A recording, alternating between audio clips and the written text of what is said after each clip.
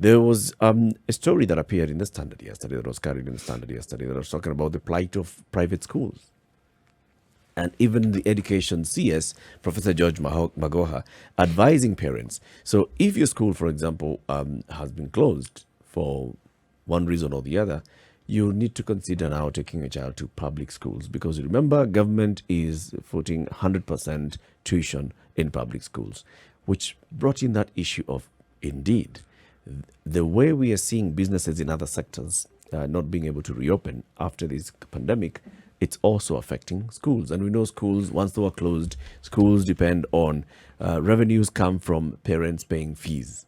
If you have not received fees for an entire term, and you still had all these running costs, then the likelihood that your business is going to be severely impacted is high. But also of significance, remember that this private school play a very important role in subsidizing government efforts. Yep. These students are Kenyans, and if there were enough public schools for them to go to, the business of private schools wouldn't have begun in the first place, because it would not be a viable business. Of course, with high standards of quality as well. Yes, they would. Yeah. So they are partners with the government. Now, the government has been known to bail out private institutions. They have.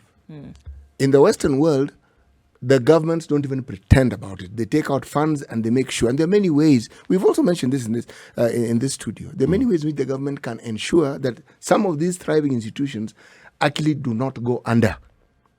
But it looks like the government does not seem to see the role that these schools play. Because when someone says they can go to... the public schools are overflowing, not full. Overflowing. There's a reason the parent was not taking the child to that public school In the first In the place. first place. Yes. And you've got to consider that. Yes. There must be something that compelled this parent to take their child to that private schools. And also, you must remember that when you're talking about private schools, it's not just, the big name private schools. We are also talking about those small schools in estates.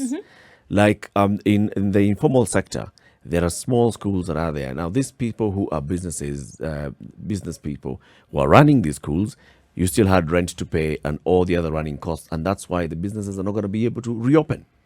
These private schools took over from what previously had been called Harambee schools.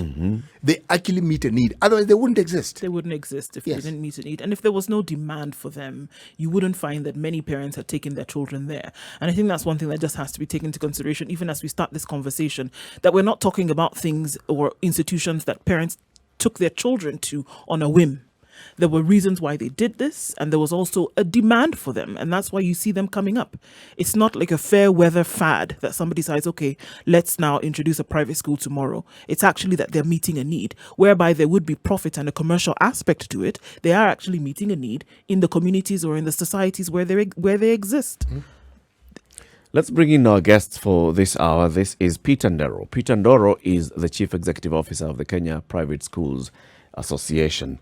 And Peter, thank you very much for speaking to us this morning. Good morning and welcome to the Situation Room. Good morning to you, Latif, and thank you for having me. Peter, we just started from, I know that the Kenya Private Schools Association is a membership association, but also I'm sure you may have some data on those who are non-members who are also impacted by COVID-19. If you have any statistics that you can share with us, the schools that have been impacted and how severely they've been impacted. Thank you very much, Eric. And yes, I want to start by saying that indeed private schools have really been affected by this pandemic. Across the country, we have about 9,800 registered private primary schools that offer kindergarten and primary education through to class 8, with a student population of about 2.3 million learners. We have about 1,600 private secondary schools running from Form 1 to Form 4 with a student population of around 300,000. This brings the total number of learners in private schools to around 2.6 million. When this pandemic was announced on the 13th of March and subsequent closure of schools on 16th of March, private schools were the most affected because, as we've always said, private schools depend on school fees that is paid for by parents when learners are in session to support their operations and payroll. So in the absence of school fees, private schools have really suffered in terms of maintaining their operations and also supporting their staff.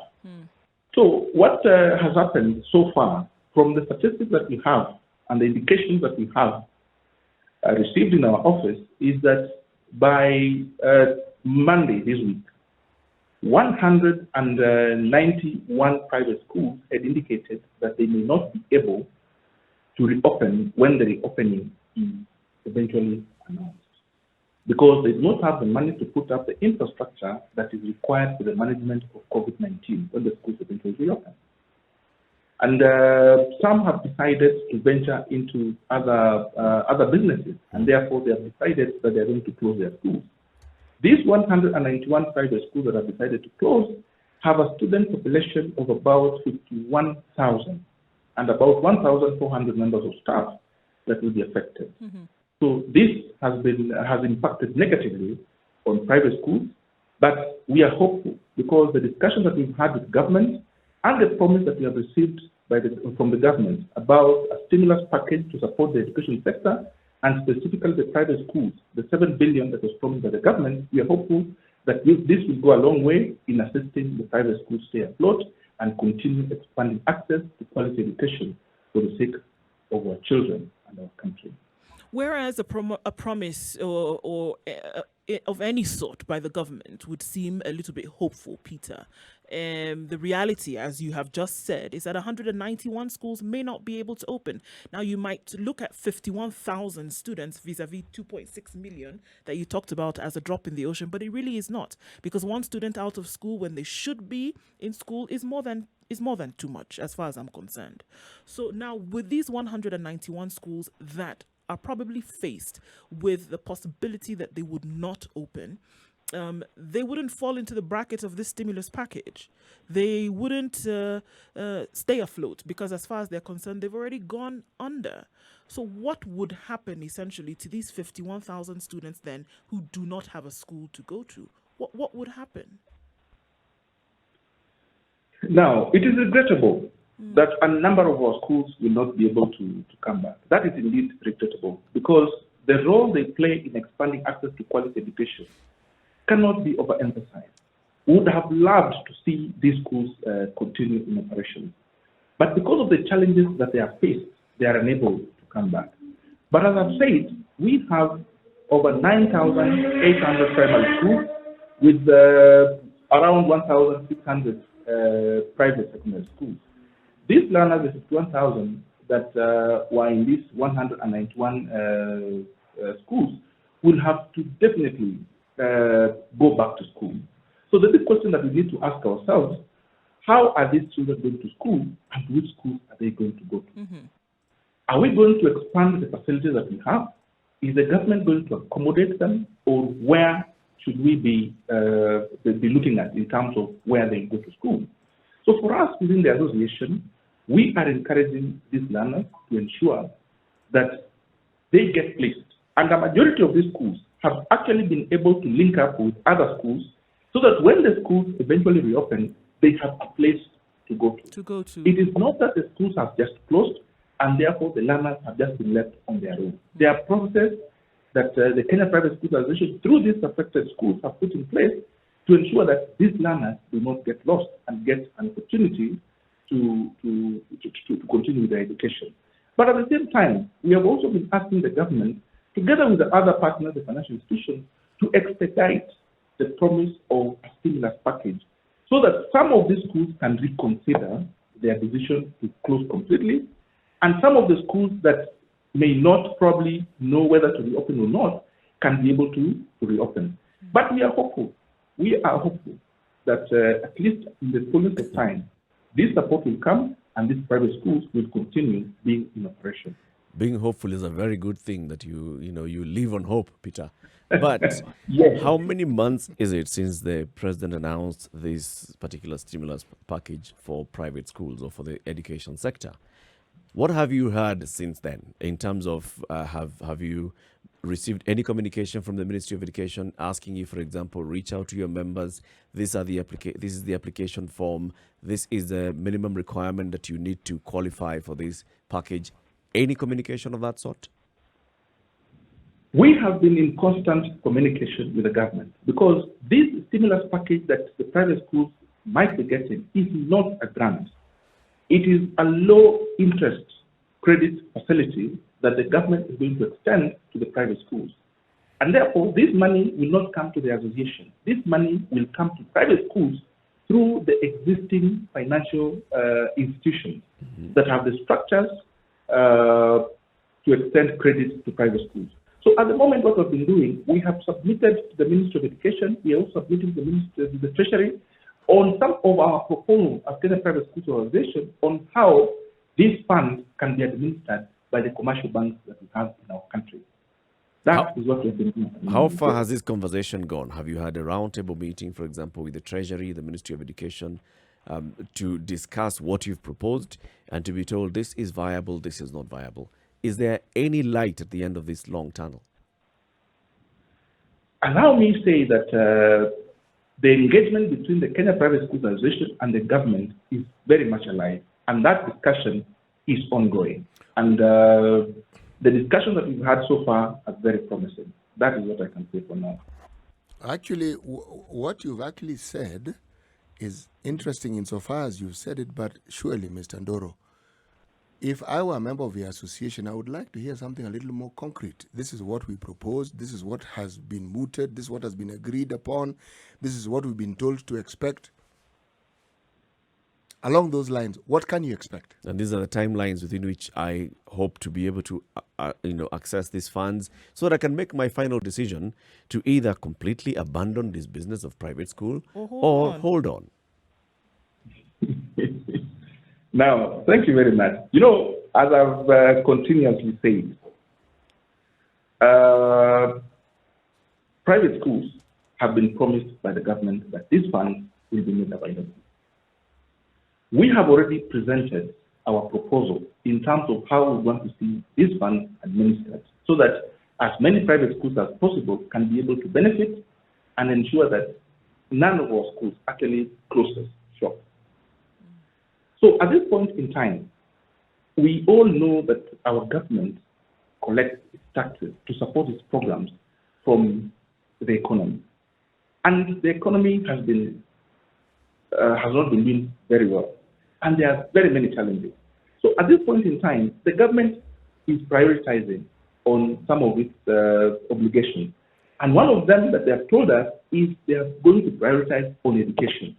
And therefore, private schools, being part and parcel of the education sector space, they are going to be considered. So when the government is prioritizing, it will prioritize the support for Kenya Private Schools Association, the 7 billion that will go to private schools. And therefore, the timeline that has been given to us is that this money will be made available before schools eventually reopen. And remember, a decision has been made to reopen the schools in January of 2021. But then because of the behavior of COVID-19, the reopening date might come a bit earlier. So we have again restarted our discussions with the government to ensure that in view of the fact that we may reopen the schools earlier, if that announcement is made, then this particular support should come a bit earlier. So that's where we are in as far as the discussions are concerned. When you said it was a low interest loan that you're being afforded, how low is it? From the private schools perspective, we have requested that the government avails this money to us at 3%. That is what at we have 3%. At 3%, yes. That's what we have requested the government. And what have they offered? That is something that we are still discussing between ourselves and the ministry and the government. But our proposal is that we get this at 3%, just the same way this facility has been given to other sectors like the small and medium enterprises, as well as the tourism sector. So our proposal has been that this credit facility be available to private schools at 3%. So we're saying that these other sectors that you've mentioned have received this particular assistance at that rate of 3%.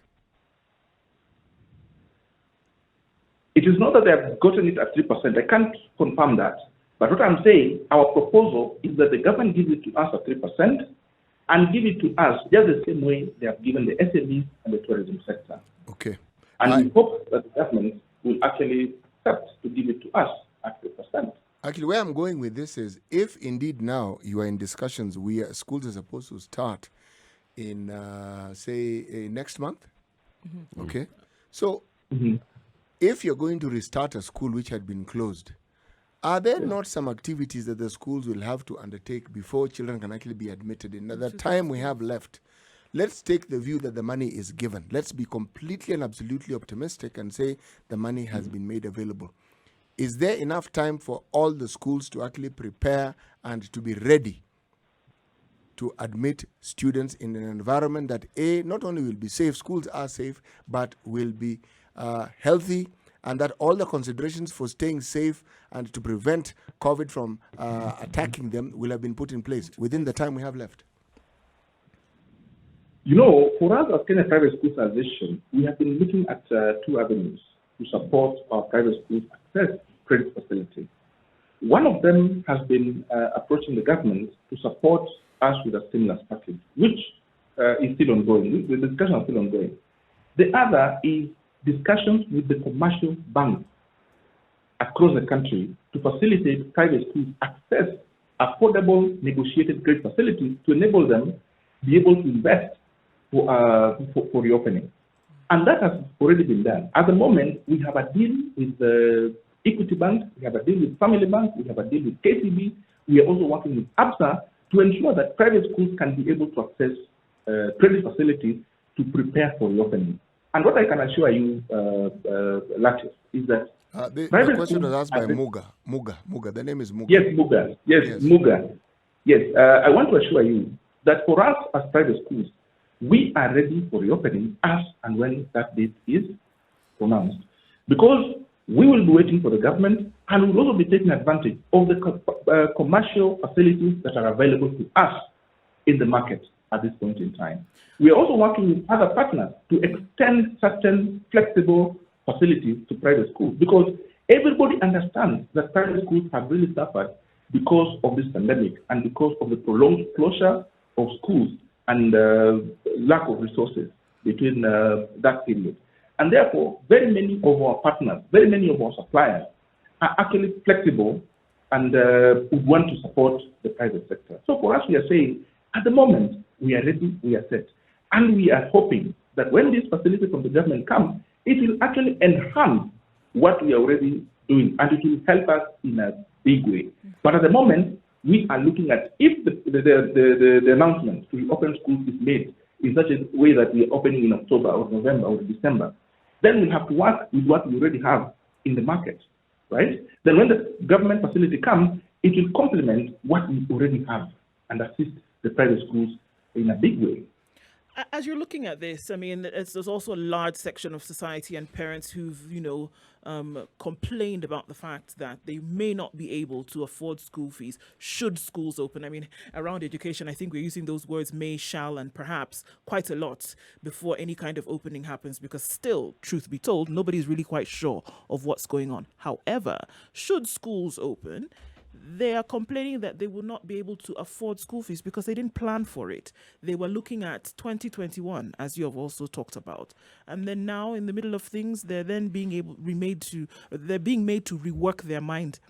The minister, the cabinet secretary rather, then went ahead and said, if you can't afford private school fees, then join the public schools. What do you think about that? At the position where you are as the CEO of the Kenya Private Schools Association? First of all, thank you. First of all, when the pronouncement for January 2021 reopening was made by the cabinet secretary, he did indicate, and very strongly, that the decision to reopen schools may change based on COVID-19 cases reducing consistently within 14 days, or a positive intervention is discovered before 2021, and that decision to reopen 2021 may change based on the reports from the Ministry of Health and the prevailing circumstances or the increased knowledge of COVID-19. So the decision to reopen in 2021 was not cast in stone, and the public was advised that that decision may change, and therefore we should be ready for that particular change. That date would have come much earlier or would have delayed, depending on the behavior of COVID-19. Where we are at the moment is that COVID-19 cases have started to go down, and we have been told by the Ministry of Health that we are towards flattening the curve. And therefore, the decision to reopen the schools in January 2021 can now be reviewed. And that's what the stakeholders met, discussed, and agreed and said, yes, we are now ready for reopening. So we are waiting for the president to make that announcement. But we must understand also, Peter, that stakeholders also include parents here. It's very important to understand that. And even though the parameters of COVID-19 would have changed, somebody's not having money in their pocket hasn't changed. That didn't change. Yes. If somebody lost their job because of COVID, that status has not changed. If somebody's salary was greatly reduced because of COVID, that has not changed. So the stakeholders at this point, unfortunately, include parents as well, who now are saying that they're not able to afford this because of 1, 2, 3. Now, had they had some more time to prepare, it may have given a different outcome. But that seems not to be taken into consideration. So even as you say that announcement has been made, their reality is still very much front and center. Next month after next, schools may reopen soon. We're waiting for that announcement from the Education Ministry, from the government, on when the schools are going to reopen. But the point is that schools are going to reopen at some point, whether it's October this year or January or February next year. Schools will reopen. And students will want to go back to continue learning. Eric, are schools ready? All this is predicated on the understanding, in my opinion, not entirely true, that COVID is no longer with us in the same manner it was before. So, should we suddenly test more people and should we suddenly find that the numbers are getting higher, then what will we do? Reclose schools.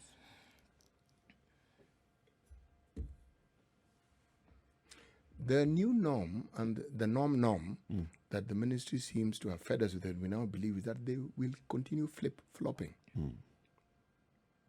You know, the uncertainty is a bigger problem than the reality of COVID and what it is that it entails and how it relates to the education sector. For sure, in this case, what you don't know is what is giving people the heebie-jeebies more than anything else. What you don't know. The heebie and who? The heebie-jeebies. Okay. What you do know, actually, is what everybody else does. What you don't know and what tomorrow may bring, as I guess may be defined by most situations in life. But what you don't know in this case concerning COVID is actually the scarier part of anything else. We're speaking with Peter Ndoro. He's the CEO of the Kenya Private Schools Association. Our topic is private schools, students, parents, an uphill task. And as we went to the break, Peter, Ndu had raised the issue of, private schools and school heads are saying we are ready to reopen. Should you tell us to reopen? We are ready. We are prepared. But there's the other aspect, the economic impact of COVID-19. Should you notice that many of the parents who are coming to bring their children back to school are saying, but I am not going to be able to afford the school fees as I had paid in the first term, what then?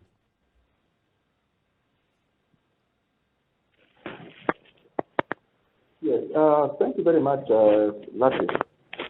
I just want to talk about the issue of the parents and their ability to pay school fees. And I want to say that when the decision to reopen the schools was made, the views of the parents were sought. And we were in agreement, the representatives of the parents, and we were in agreement that yes, it is time for us to reopen. But then when it comes to issues of school fees, what are we going to do? And we have said yes, parents will be allowed to negotiate with schools, bearing in mind that there are certain obligations that must be met.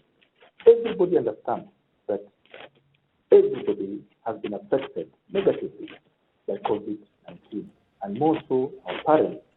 And therefore, we have agreed as education stakeholders that when parents come, we will listen to them. Peter, let me just interrupt you. I think we have a problem with the audio. Your earpiece is not so clear. Just have a conversation with John as we continue with this. Ndu, do you feel like private schools then would be ready to admit learners without the proper full amount of school fees. Remember, this is a business that has not been in operation for the last 6 months. It sounds like something great. They need to all say. the money that they need up front, so they're Exactly. able to even adjust themselves to COVID. I mean, something that Peter himself has said just as we started this conversation is that unlike public schools, the private schools depend 100% on the salary, on the fees that that parents pay for their children to attend in order for them to do everything, Yeah. to provide learning, to pay staff, to provide lunches and things like this at school and transport, etc., etc. They depend 100% on the school fees that is paid. Now, a number of students coming or number of parents coming and say, actually, because of what we see, we are then not able to afford 1, 2, 3. It sounds great that people would come down and have a conversation and sit parent after parent after parent, saying that we are not able to afford the fees. It sounds almost as wonderful as what the government says when they're going to buffer schools in terms of the stimulus package. That still has not happened. In reality, I don't see that if you have the majority of parents coming with their students and saying that we're not able to actually pay fees, that schools are going to be accepting of it and say, okay, it's all right, come along and just learn. When you're ready, then you can pay. It would be nice, but I don't see that happening in reality. You know, the COVID, as we've said on many occasions, has actually stretched the capacities of our economy, individual businesses, the citizenry, Beyond thin. beyond anything that we had imagined. Now, what then comes to mind is when you're an association that is representative of such a large group of people and a large population of citizens who actually depend on these institutions for their future, not even just the present, for their future, then there is the question of preparedness that these institutions would have. We are this institution, we represent you. Okay, now, how then should we expand this representation? That should we have an occurrence of such a situation? Because this is usually a warning. If this has happened, it means it can happen again. Yeah. What will we do? Okay, there's been the negotiations with the banks. So let me ask a specific question. The negotiations with the banks, what rate are the banks offering these schools? Okay, in terms of interest, and over what period are the schools allowed to pay this particular money? Because you can offer something that some schools will not be able to afford. Yeah. Peter, you already told us that you're already in partnership with a couple of banks. So what are the terms of these facilities that they are offering? Now, first of all, we need to understand that commercial banks are regulated by the regulations of the Central Bank of Kenya. And there are certain terms that must never be compromised. But in this case, and for us as Kenya Private Schools Association, we have negotiated with financial institutions for a longer moratorium in terms of when we are going to start repaying these particular facilities. We've talked about how the facilities are going to be spread in terms of repayment. We are not going to repay it on a monthly basis. We're going to do it on a termly basis. We are not going to start repaying these facilities immediately. We are going to start after probably 6 months or 8 months, 9 months, depending on the different banks, so that schools by that time would have stabilized and are able to start repaying this particular facility. So the discussion that we've had between the different financial institutions is to make it easier for private schools to access these credit facilities and be able to repay in a flexible manner. Schools will be assessed by the financial institutions in terms of their capacity and their ability to repay the credit facilities that they'll be asking from these financial institutions. But then what we have negotiated is on when should they start repaying this facility. In terms of rates, that has also reduced significantly because it's not going to be like what we have on the commercial market. We are going to get something which is a little bit cheaper and more flexible. How much? That is what we have discussed and agreed with financial institutions. How much? Sorry? How much? I'm speaking this for the benefit of any proprietor of a private school who is listening to this and they are not aware, and now they'd like to know.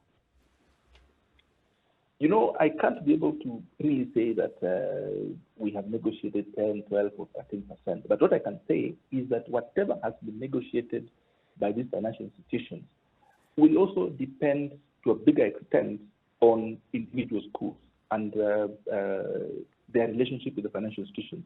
But what I can guarantee our members is that the rate that has been negotiated by the financial institutions I've just mentioned will be cheaper than what is available in the market. It is cheaper. At the moment, we know the financial institutions are giving loans at 13, 14%, but the ones we have negotiated are lower than that particular rate. But it is depending on what Equity, Family, KCB, and ABSA will be giving us. Very true. I understand that you may not be able to tell us the amount, but okay, how much lower? Hello? Hello? You know, there are those who, you know, when it comes to issues of giving a rate, it is not just getting a flat rate, because there are very many other parameters that the banks look into. And one of the things that it's looking at is their relationship with individual schools. True. For example, at the moment, what is being offered in the commercial market is 13%. But then depending on the relationship between a school and a financial institution, that rate will go down. And depending on their relationship, it can go to 11%, it can go to 12.5%, it can go to 12.7%. But what I can assure you, and I can assure our members, is that the negotiated rate for these facilities, specifically for private schools, is less than what we have on the commercial market. It is less than 13%. Okay. You've said a number of times, Peter, that you're ready. You are ready to reopen schools. Should be asked to reopen schools immediately, you'd be ready. Now, when I think of readiness, I'm thinking the number of things that even the ministry has said needs to be put in place to ensure that learners are safe during this COVID-19 period. One, social distancing, that you have got to then look at how many students per class. You're thinking about provision of water, sanitation, masks. If you look at the schools that offer transport, then you also have to consider social distancing in that. Are you saying that all these things have been put in place by private schools as well? We have assessed all the requirements that have been given to us by the Ministry of Education and the Ministry of Health. And we have said that this is possible. We can be able to put in place these measures and prepare for reopening. One of the most critical requirements that is required is the issue of water resources.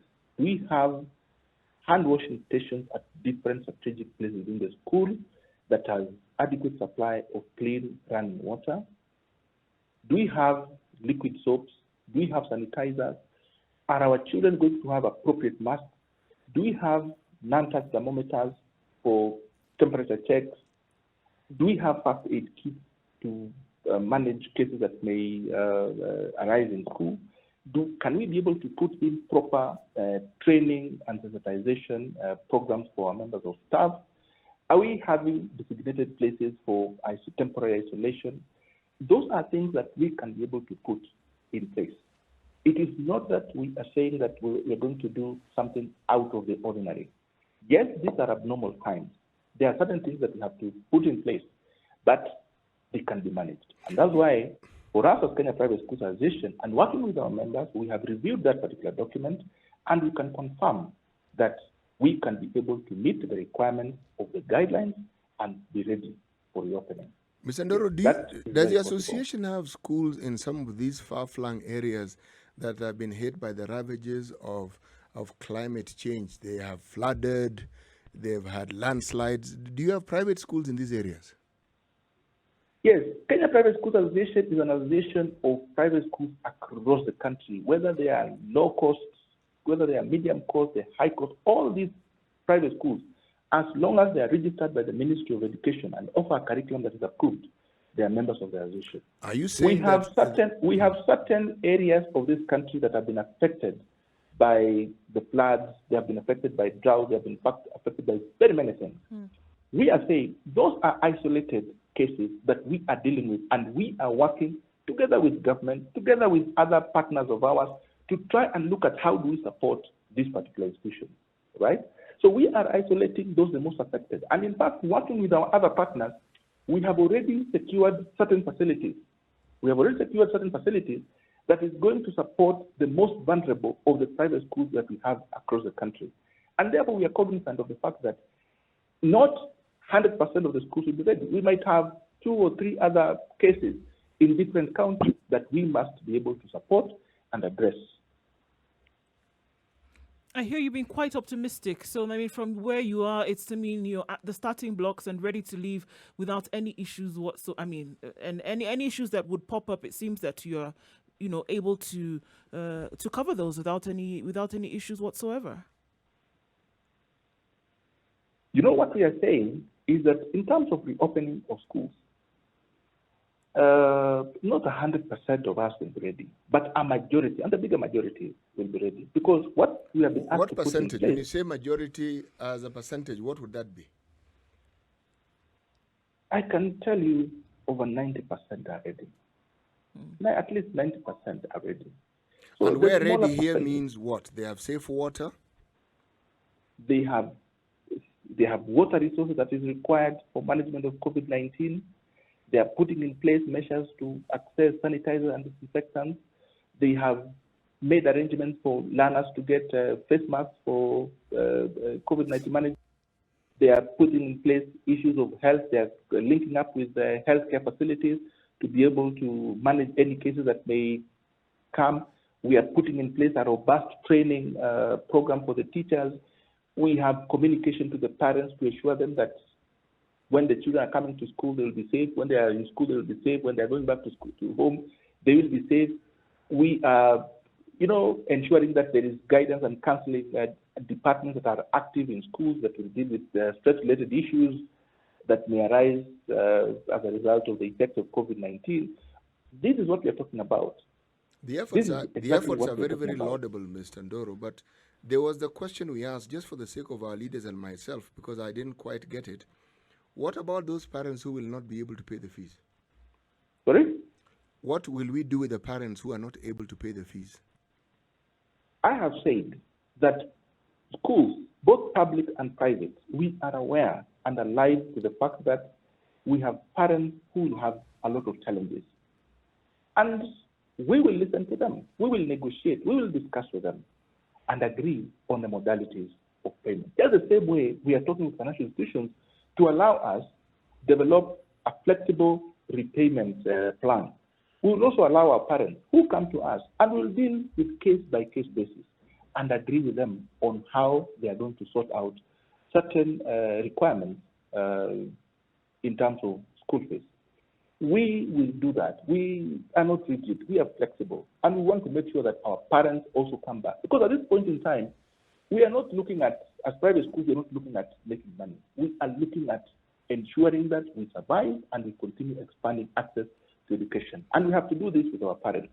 And that's why we will consider each case as it comes, as it's presented to us. In relation to what you've just said, previously you said that any school which has been registered with the Ministry of Education offering an acceptable kind of curriculum in a private capacity, then is automatically a member of the association. Correct so far? Is qualified to become a member, yes. Okay, so when you say this then, and having said that, it is then the position of the association that parents who may come to school and have these challenges of paying school fees. So now, is this now an accepted thought across board, across institutions in the country, so that nobody will go to school then tomorrow and say that I am not able to pay school fees? And according to the association, there is the understanding that we can reach a compromise across board. You know what I've said, and I've continued to say,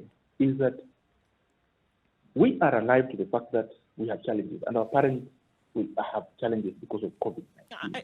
Peter, I understand that because you have said it severally, so I get it. But what I am asking now in this case is that across board, any school that is in a private capacity, and there's a parent who goes to school and says, I have this challenge, by virtue of the fact of what you have just said, then should be given the consideration of understanding. given the consideration of understanding that they may not have the money at the moment, that there will be a conversation that can be had so that the children can go to school while they go and look for the money. I mean, if we're just going to be practical about life, this is what's going on right now. Will that be, is that the agreement or the understanding across board? Yes, that is what we are talking with our members. I'm saying we have to negotiate and agree with our parents. Okay.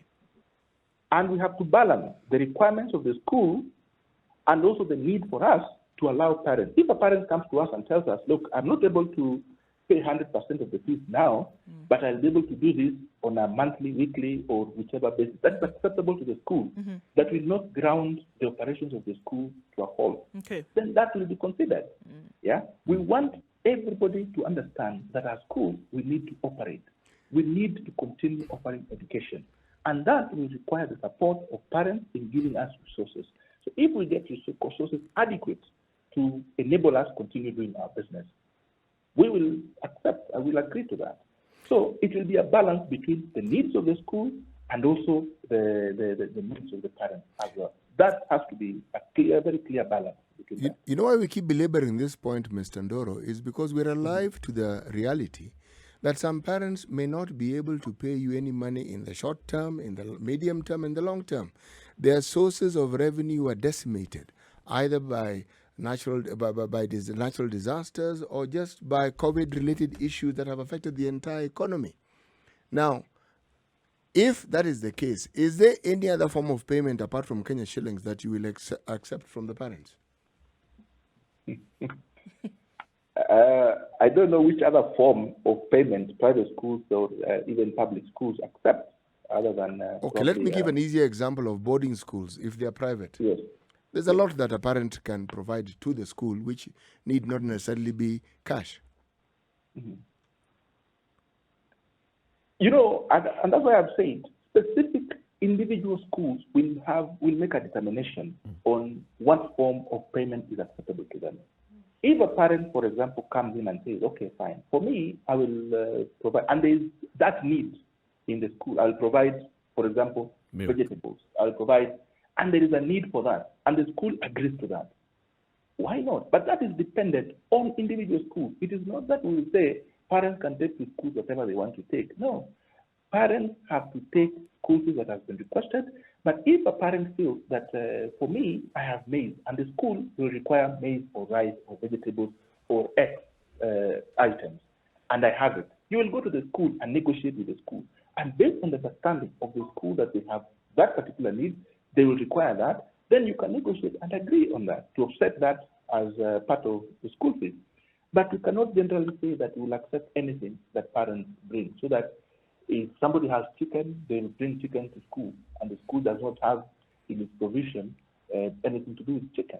We are saying that fees has to be paid, yes, but then parents will have to negotiate with the school so that there's a clear balance between the needs of the school and the interests of the parents. That will have to be done, both in public and in the private school. It is not just us, because public schools will charge money for boarding facilities. And therefore, there must be a very clear balance between the needs of the school and the ability of the parents. Just a spot check, Peter, just a couple of people who've already spoken to us this morning and made visits to their children's schools just to find out in terms of preparation what's going on. From where you said that everybody's ready and we're raring to go, nothing has changed. In terms of measures being put in place, water centers here, more space for children to learn. Isolation facilities, absolutely training for nothing. Teachers and staff. Nothing, absolutely nothing is in place. And this is one example coming out of Mombasa. I have two examples coming out of Nairobi. This is just this morning as we're having this conversation, where you've said that everybody is ready and raring to go. There are certain examples where nothing has changed since March 15th, when schools have changed, or when schools closed, and then moving forward. No readiness. Nada, as CT would say, nothing is going on. So then how do we say that, unless it's a blanket general statement, and then hoping that people will get their ducks in a row as time goes by? Now, I want to also take you back to what the Cabinet Secretary pronounced Monday this week. And he said that teachers will need to report to school latest 28th of September 2020. And when they report, they will need to ensure that there is full implementation and compliance with COVID-19 guidelines on health and safety protocols. There are certain things that probably would not have been installed in school because there was nobody in school to ensure that these things are safely utilized or placed in school. So then you what I cannot can now say is say that then that people are ready, Peter. What I can say is that as soon as the school, for example, when we talk about issues of hand washing stations, it is just about placing the hand washing stations in the strategic places, right? If it is about issues of liquid soap, if it's about issues of sanitizers, you can't go to school and start seeing sanitizers all over. Because True, those are pretty easy. It is Those are only pretty different. easy, Peter. But when it comes to social distancing, that if you may require extra facilities, is there any discussion that maybe schools may require extra facilities, extra classrooms to accommodate their student population? Remember, already you've told us that 51,000 students from 191 schools that are unlikely to reopen will need to be reaccommodated in other private and public schools. That means a school, for example, that is near another school that has closed permanently will have to take in extra pupils and extra learners. Is there provision for extra classrooms? You know, what we have said is that it is not just about learners learning in classrooms. Learners can learn in different areas within the school. And that's why we are asking our teachers when they go back, they look at the spaces that is available and what can be done to utilize them as learning areas. Children can learn in the dining hall. They can use the library hall. They can use open spaces.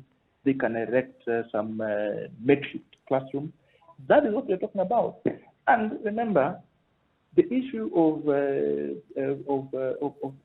saying that we have to put in more classrooms or put up, it is not about establishing or building more classes.